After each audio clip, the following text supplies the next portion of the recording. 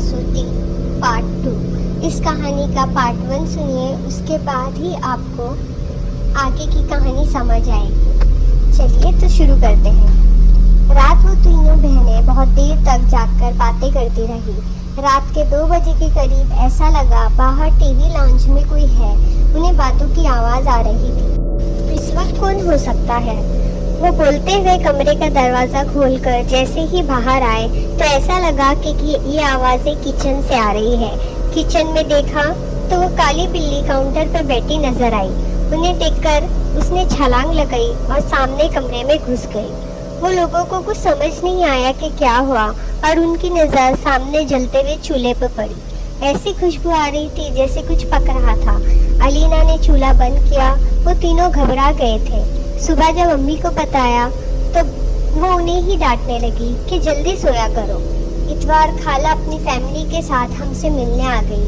रात को देर से वो अपने घर गई। नीचे टीवी रूम में वो लोग सोफे पर बैठे बातें कर रहे थे, जबकि अब्बू और भाई सोने जा चुके थे। अम्मी की नज़र सीढ़ियों पर पड़ी। अरे अलीना बेटा, ऊपर देखो कि बच्चा रह गया खाला का। खाला के छोटे छोटे बच्चे थे जो काफ़ी शरारती थे। अम्मी को लगा कोई बच्चा ऊपर ही रह गया।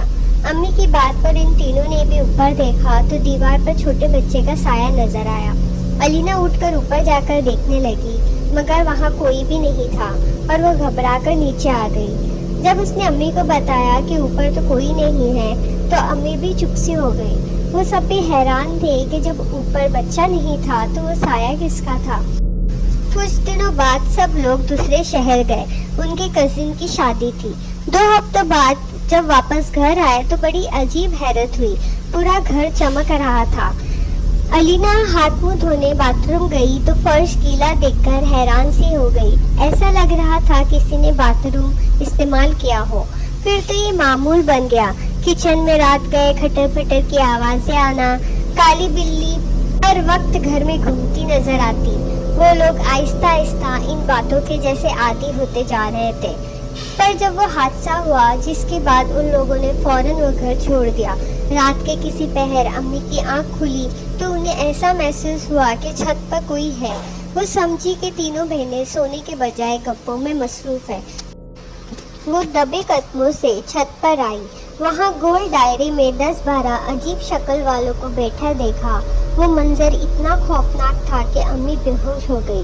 फजर की नमाज के लिए जब अब्बू उठे और अम्मी को ना पाकर लाउंज में आए तो उन्हें सीढ़ियों पर अम्मी औंधे मुंह पड़ी नजर आई। होश आने पर जब अम्मी ने रात वाला मंजर बताया तो अब्बू ने फौरन फैसला कर लिया कि ये घर छोड़ देना सही है। इससे पहले कि कोई बड़ा नुकसान होता, उन लोगों ने वह घर छोड़ दिया।